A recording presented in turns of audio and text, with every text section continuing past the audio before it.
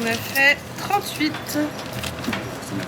38 couverts contre une soixantaine habituellement. Dans ce restaurant, ouvert depuis 5 ans, boulevard de la Prairie au Duc sur l'île de Nantes, la fréquentation a fortement chuté depuis le début des travaux, boulevard Léon Bureau et Pont-Anne de Bretagne, en avril dernier. On a la capacité d'accueillir pas mal de groupes et qui se rejoignaient un petit peu de partout en ville.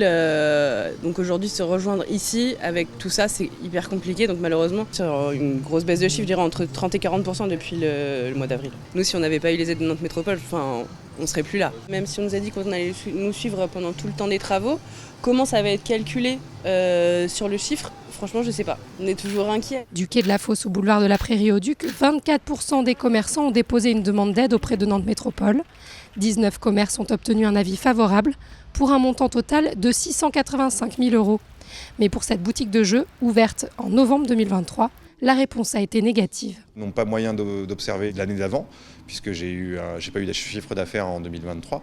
Par contre, ils ont observé le chiffre d'affaires qui était en augmentation de avril à octobre, mais ce qui est évident pour une première activité. Et en plus, quand on vend du jeu de société, on vend ça en hiver. Donc du coup, ils m'ont refusé parce que l'entreprise avait pris du chiffre d'affaires. J'ai juste un prévisionnel, mais moitié moins de personnes que ce qui était mon prévisionnel. Vraiment, ça va être un nouveau centre-ville et je trouve ça hyper chouette.